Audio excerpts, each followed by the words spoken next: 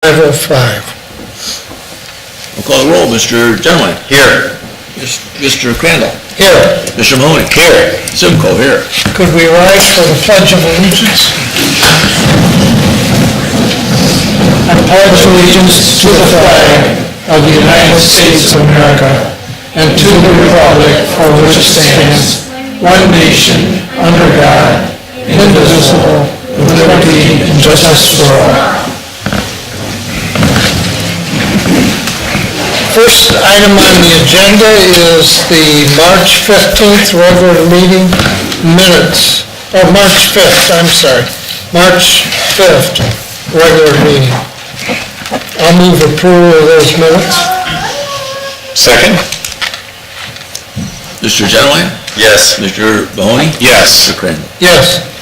Next item on the agenda is the March 5th special meeting. I'll move approval of the minutes. Second? Mr. Genoway. Yes. Mr. Mahoney. Yes. Mr. Crandall. Yes. John, any deletions or additions? Yes, I have one deletion and one addition. The deletion is under the fire department 7.2. The trustees have already acted on that resolution, so I'd like to delete that from the meeting. And then I'd like to add executive session under the police for the discipline pay. I can't think of all the things that there is in that resolution, but it has to do with the police department for discipline and pay. Compensation, I should say.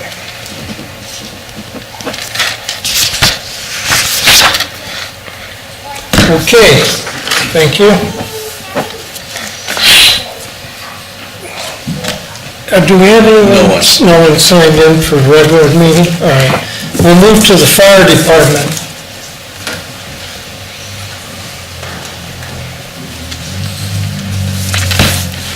Good afternoon.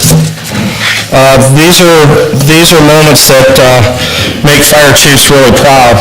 Actually, I think it makes the whole community pretty proud of what our young men and young women are accomplishing on a daily basis. Right now, I'd kind of like to call Keith Collette, his wife Brittany, their son Rocco, and Brittany's father, Captain Brian DeGarden, up. I got a little something to read, and then we have a couple of presentations to make to our crews. All right, this is a summary of events that happened on January 20th, 2019.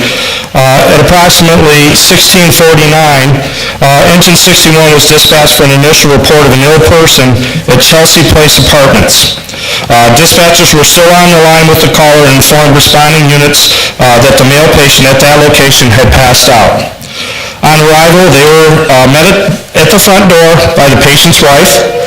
She stated that she didn't think her husband was breathing and she had initiated CPR, but stopped to meet the crew out front. Engine 61's crew quickly gathered all of their EMS equipment and entered the apartment. There they found Mr. Collette lifeless and literally taking his last few breaths. They quickly initiated all the procedures they had been well trained to perform. This included starting CPR, taking control of the patient's airway and breathing, and readying the monitor to analyze the patient's heart rhythm. Keith's friend and the resident of the apartment assisted his wife to another room while he stayed to provide answers to the crew's questions. He advised that Mr. Collette had a very busy day assisting others with snow removal and pushing several vehicles that had been stranded in the snow. Mr. Collette's friend, who appeared very spiritual, requested that he be able to stay in the room and pray for him.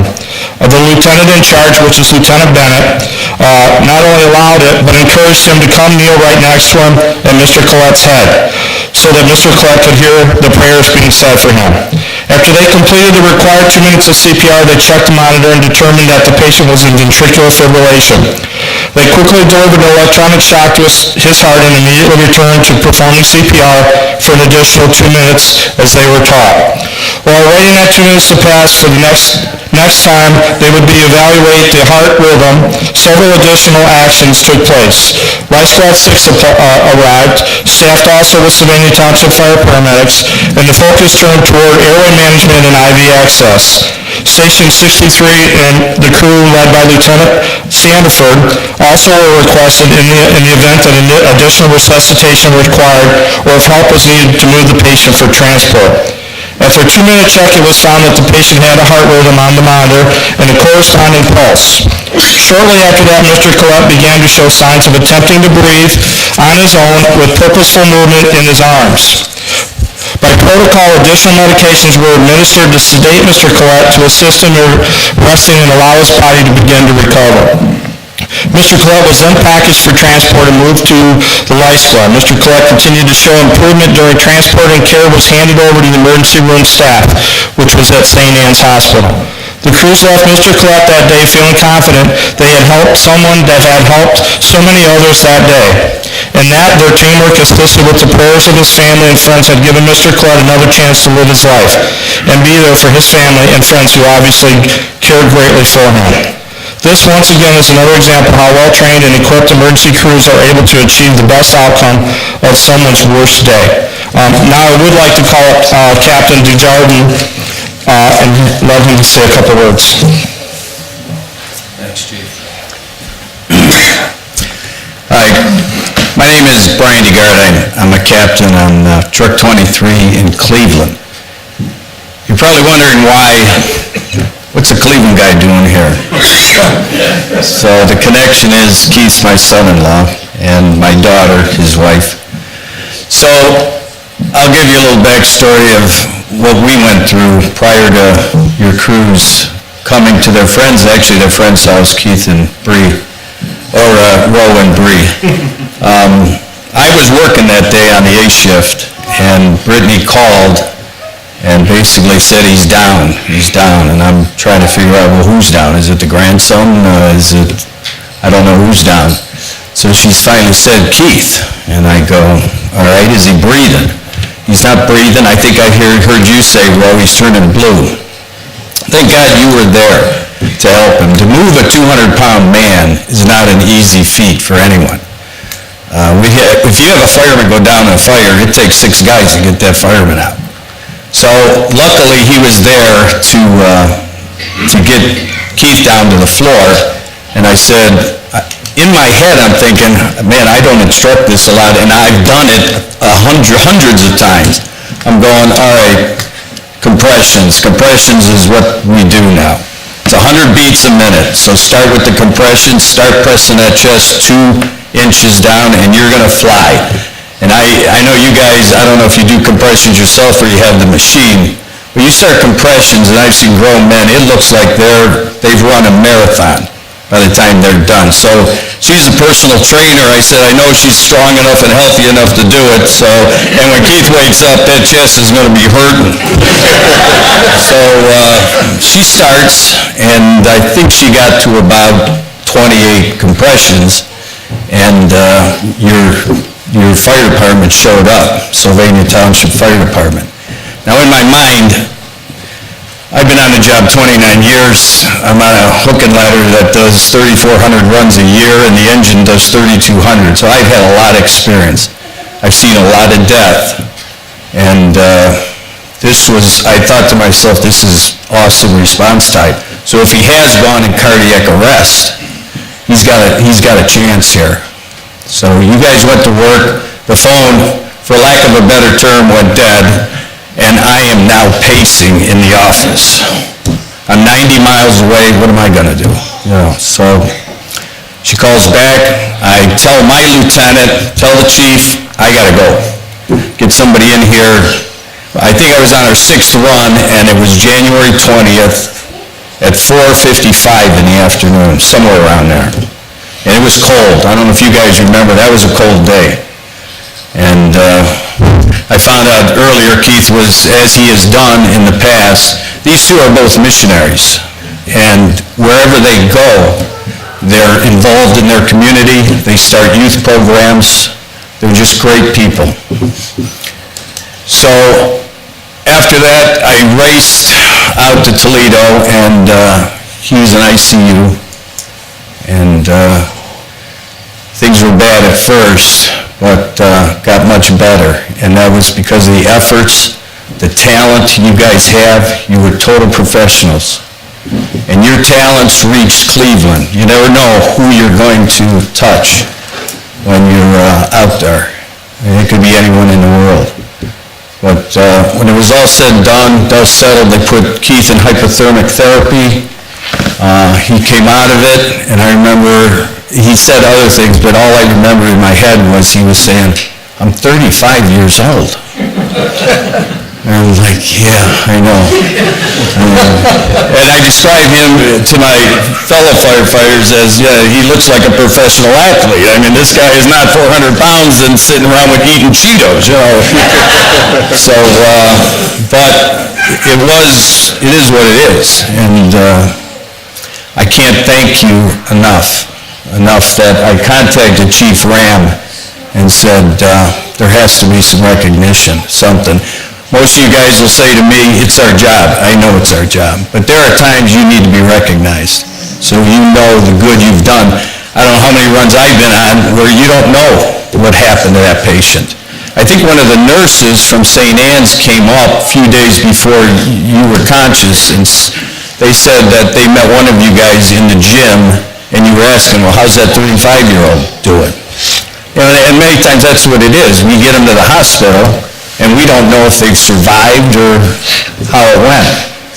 But because of your efforts, your talent, your dedication, and your job, he survived. And so God bless you all. Thank you. You got a great department here. That's all I got.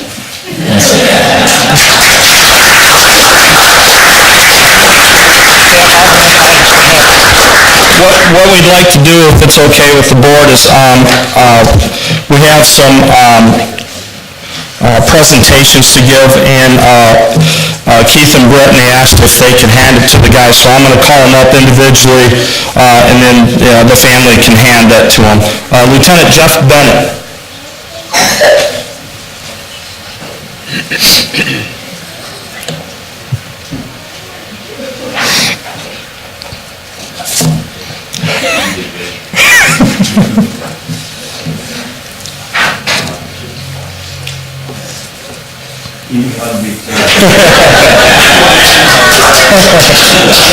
Firefighter paramedic Christopher Wedge. Thank you, Jeff.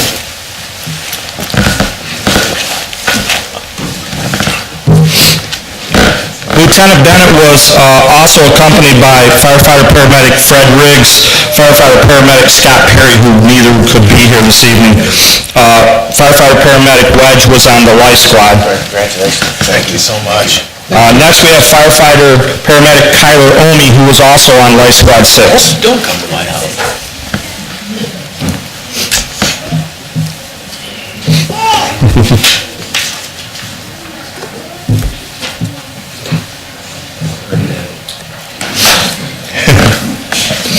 On engine 63 that night, or actually I think it was medic 63, would be Lieutenant Rod Standiford.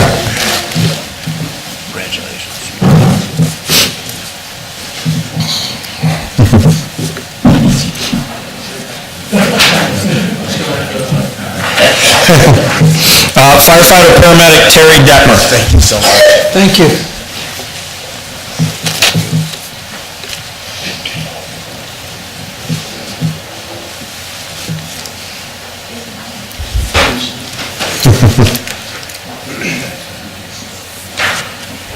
And last but not least, firefighter paramedic Justin Weldon. Thank you so much. Thank you. Thanks for your work.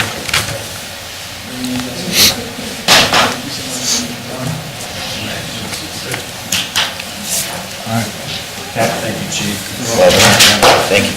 Awesome. Thank you. Thank you.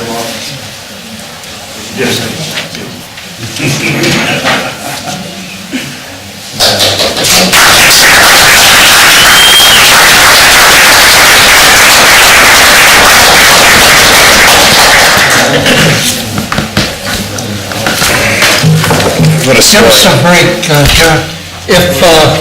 If you don't want to stay for the rest of the meeting,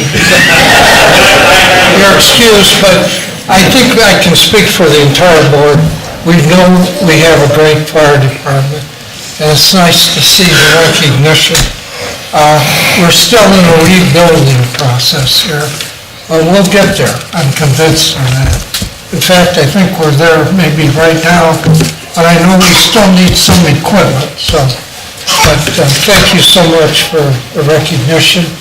And Captain, if you're heading back to Cleveland, you're excused if you're ready to go. No, I'm okay here. We'll continue on with the meeting. I think so. Congratulations, yeah, great story. Thank you for coming tonight. Yeah, oh gosh, really glad you were here too, man. Yeah, glad you were there too, buddy. Yeah. Yeah. Really appreciate you guys. So, great story. Yeah, it's all good, man. It's all good. There's a 90% chance that basically 90% of people will do it. But you were helping people that day, so. Yeah, of the 20% who live, though, only 1% have no brain damage. Wow. So I'm part of that 1%. Yeah, wow. Good for you. Yeah, great story.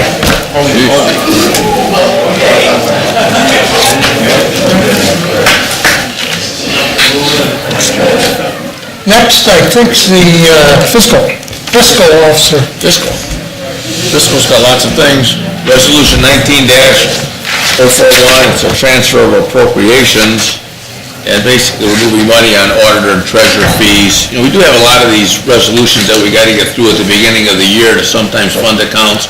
You'll see in a minute where we're funding a number of accounts because we've gotten our first half settlement in, so we're moving money. But I would ask for a motion to pass resolution 19-041. I'll move resolution 19-041, transfer of appropriations. Second? Mr. Genoway? Yes. Mr. Mahoney? Yes. Mr. Crandall? Yes. And resolution 19-042, and we're transferring money to capital project accounts and debt service fund based on the first half settlement that we've, the first settlement that we received from the county auditor. We do this every year after the first and then the second settlement.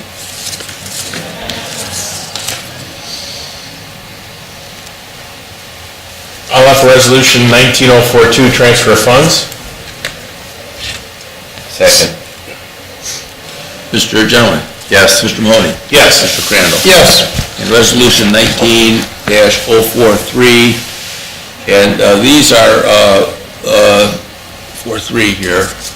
This is appropriation are needed to be reduced in the listed funds, as your general fund will not be used to pay out due to creating a new special assessment fund. Transfer number 2, the transfers out are no longer needed in the general fund, as improvements are not being made to the cemetery fund this year. And 3, reducing appropriation in the cemetery fund, as planned improvements will not be taking place this year. I'll move resolution 19-043 to reduce appropriations. Second? Mr. Crandall? Yes. Mr. Mahoney? Yes. Mr. Genoway? Yes. And resolution number 19-044, Township Appropriation from the Unencumbered Balance. You can see we have some funds that we're moving regarding the Senior Citizen Levy Fund, a little bit left in that, moving it out, and the Fire Grant Fund, Police Grant Fund, and the Road and Bridge Capital Fund. I'll offer resolution 19044, transfer township appropriation from the encumbered balance. Second. Mr. Genoway? Yes. Mr. Mahoney? Yes. Mr. Crandall? Yes. And resolution 19-045 to approve a revised credit card policy as per House Bill 312. The government passed a resolution or a statute calling for revision for credit card policies throughout the state. And so we had a credit card policy here, prior to this being enacted, but this called for some revisions. And so we have revised our credit card policy, and now it's up to code in that. And John, do you have anything more to add? Well, you've covered in the next resolutions, one of the things the new policy had in it was the appointment of a compliance officer, and Dave will talk about that as the next resolution. Yeah, but this is resolution 19045 on approving our revised credit card policy. I'll move resolution 19045 to approve a revised credit policy as per the new House bill. Second? Mr. Genowine? Yes. Mr. Mahoney? Yes. Mr. Crandall? Yes. And this is resolution 19-046, and it's to appoint a compliance officer for the township credit card policy per, again, that House Bill 312. And this is something that is new, where you have someone that monitors our credit. We had monitoring of our credit card policies, we always have, but you have to formally, now under the statute, appoint someone. And so that's what we're really doing. It's staying the same, I think it's Vicky. Yeah, who's done it before, and will continue if we approve this. I'll move resolution 19046 to appoint a compliance officer for the township credit card policy. Second? Mr. Mahoney? Yes. Mr. Crandall? Yes. Mr. Genowine? Yes. And that is it. Thank you. Administrator of Resolution 19047, resolution to contract with additional legal counsel. This is a resolution to hire legal counsel to help us with economic development, mainly in the joint economic development districts, to set them up and to advise us in those matters. It's, the attorney's name is Dawn Sanderson, and she gave us an hour rate of $190 an hour, and the amount will not exceed $10,000. I'll move resolution 19047 to contract for legal counsel for Jeb. Second? Mr. Genowine? Yes. Mr. Mahoney? Yes. Mr. Crandall? Yes. Do we have any non-agenda items? No, Sammy? Okay, no one signed up? Okay, we'll move on to open discussion and reports. Fire monthly report. They're still out there. Let's move to police. Chief. All right, I'll just give you the quick highlights. Page 3 there, Martin, if you look at the stats there. Calls for service. I'm taking note, it's early in the year yet, and I know last month was more, I don't know if they were weather-related. We're up 350 calls for service in just 2 months for the year-to-date, so that's something interesting. It seems kind of significant, so we'll see how that plays out the rest of the year. We did have 2 burglaries for the month. One was solved, so that's good. The other, we still haven't got anything back on the ATM where they smashed the gas station there at Central by 23 and snatched the ATM out, which wasn't even bolted to the ground. So that was a genius move there, having the ATM machine there. If you go to page 11, just one thing there, take note in community affairs, they conducted 4 Alice trainings with the Jewish synagogues, and they've got a few more planned. We've had a big response with, the terrorism stuff from the last few months going on. So they've done them before, but now those staffs, they've hired some new people, they want things updated, and they're even opening up just to their basic, members of the church and that kind of stuff. So they've expanded through the training, so we've got some more sessions planned for them as well. That's something the community has wanted, and we work very closely with them to get that done. And then the only other thing I would just add that's not really in there, but our new hires, we hired the 2 new ones in January. They're working out very well, as we had hoped with their prior experience. Their FTOs, field training officers, moved them along in the process a little bit, because they were doing so well. So in about 2 weeks, hopefully both of them will be released to work on their own, which is helpful, because then they're a fully functioning officer, helps with their staffing. We also got Andy back, Officer Trumbull.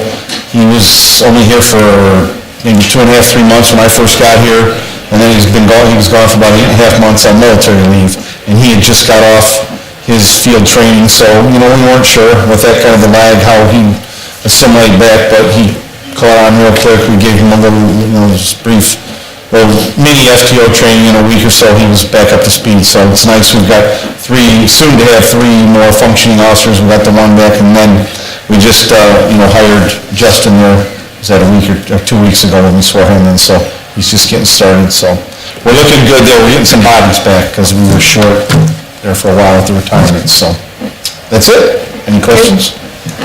Thanks, Chief. Road Department?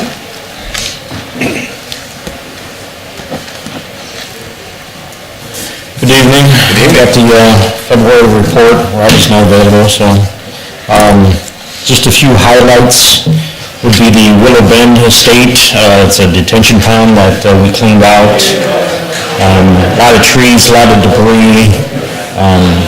It's off the Black Oak Street. It's a condo area there. So we have been working on that. We have to go in there probably one more time after the ground thaws out. We're going to pick up some more garbage in there, then that would be completed. We had two storm damage with the ice and then the wind damage. We had 16 locations that we picked up and removed trees that were in the roadway. Last month was approximately 850 tons of salt we put down, and 2,500 gallons of brine we applied to the roadways. That is just the highlights, and other than that, if you have no questions, that's all I have. Any questions? The work being done along the 10 Mile Creek out there at Centennial and her and that, is that going according to plan and everything? It looks, like they're making a lot of progress in there. Yes, they've, cleared out quite a distance away from the creek on each side, and as far as I know, they're on the section now between Sylvania and Centennial, back by the Gherkin Paving Company. That's where they're working right now. That contractor's just clearing trees. Yes. Yeah. Later, they did that because of the bat problem. They had to have it done. That is close to being completed, I believe, on the... But they should be letting the contract, I would think, shortly. I would hope. I'll make a call and see what their scheduled bid date is. All right, thank you. Thanks, Steve. Thanks, Steve. Zoning?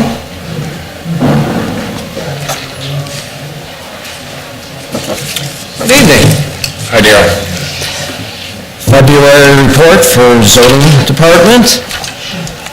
We issued 35 permits. That's an increase of almost 17% on the month, and that was estimated dollar value of $4.6 million, and that was a 33% increase. Year to date, 58 permits, 5.4% increase, an estimated value of $7.4 million, and that is a decrease of 6.5% from same time last year. Single-family dwellings are actually down this year compared to 2018. We've had 18 so far year to date. That's a 48.5% decrease. Estimated value of $5.2 million. That's almost a 35% decrease. On the upside, though, is the estimated value per dwelling is up almost 27%. So less houses are being built, but the ones that are being built are more expensive. Now, if that's a good thing or a bad thing. Complaints we had 10 complaints for the month of February. That's almost a 67% increase. Year to date, 18. That's a 50% increase. Monthly meetings for the zoning department. We did not have Board of Zoning Appeals or Zoning Commission. We had one item on the project plan review, and that is the Cameo Pizza that is coming in across the street where Village Inn used to be. Looking forward to that. Items of note. 5445 Monroe Street. This is the vacant commercial lot between Mancy's Italian and Midas. We've got a new Waffle House coming in. They've applied for a variance from the Board of Zoning Appeals, and just today I received the plans and the application for a project plan review. Also, the aforementioned Cameo Pizza, they're also applying for a variance due to the fact that it's a non-conforming structure along the Brent Road frontage. The building is too close to the front setback. It would not be allowed to be built like that at this time. So according to our zoning resolution, any enlargement of a non-conforming structure requires approval by the Board of Zoning Appeals, and Cameo Pizza wants to put in ADA restrooms, so they're putting an expansion on the building. And then lastly, 4828 Whiteford Road. This is a proposed residential care facility that George Orvitz of Orvitz and Associates has been working on. Initially, they had a 4-story, multiple building proposal that was not being supported by the Lucas County Plan Commission.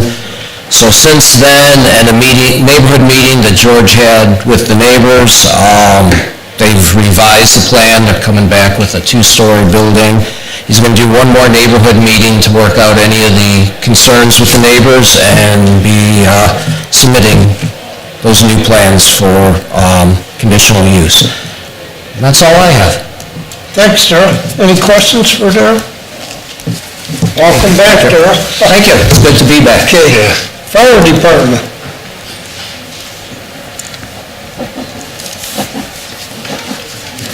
Sorry about all the noise, but I think they deserve the right to enjoy their evening over there.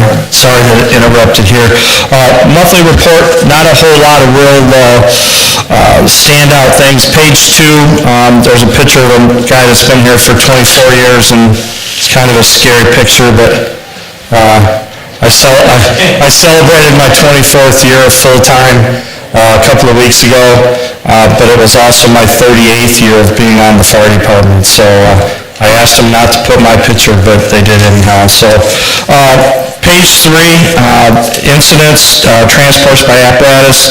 Like I said, I really keep an eye on the overlapping and the auto aid given and received, and we're doing pretty good. The overlapping is up a little bit, 41% in 18, 48% in 19. So we are seeing a little more increase of when we have one incident, we have another incident. The medic units, as you'll see on the bottom, continuing to be quite busy.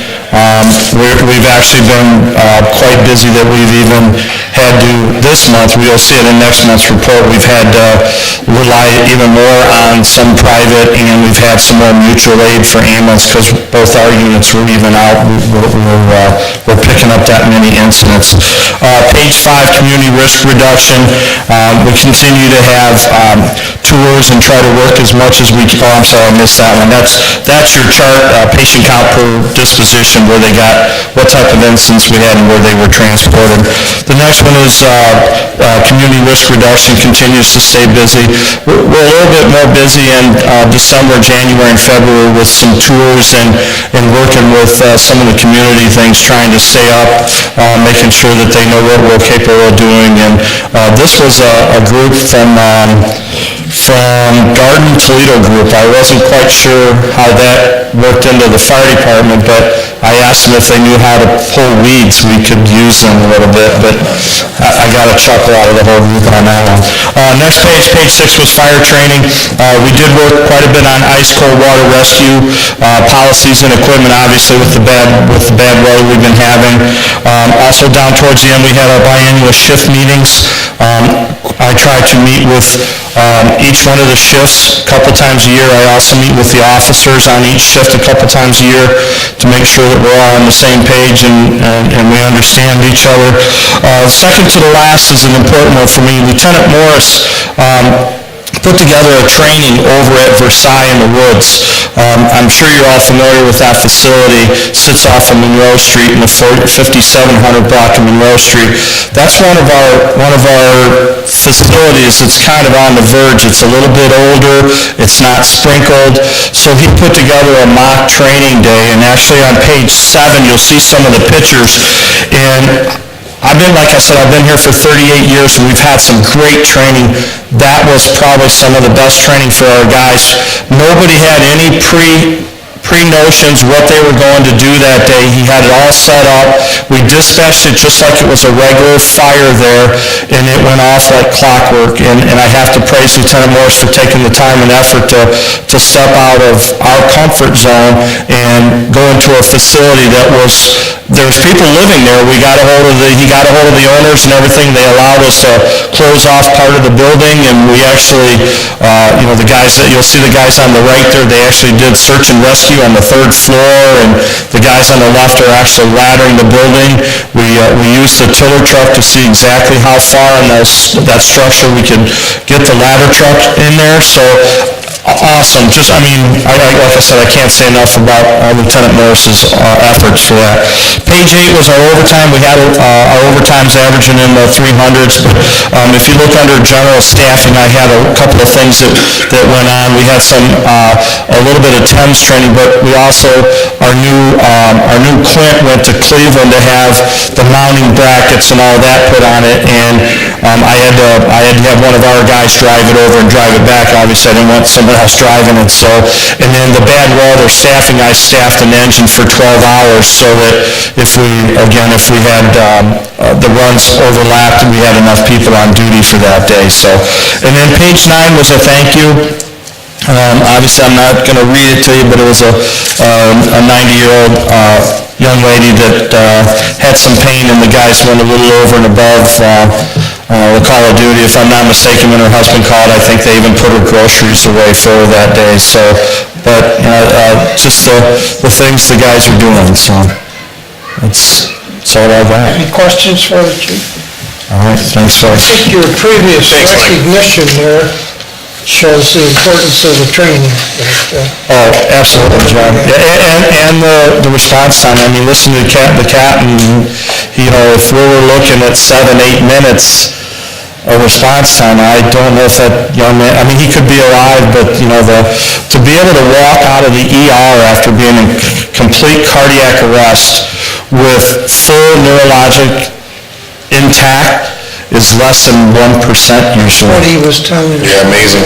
So, and the guys, when the cat called me, I said, whatever you guys would like to do for him, so when I sent emails and talked to each one of the guys, they didn't want it, but they deserved it, so. That's fine. All right, thanks, guys. Thank you, Chief.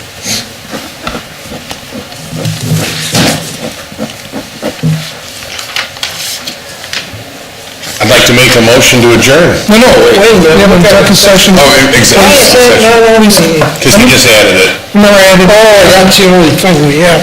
I'll move to go into executive session at 5:41.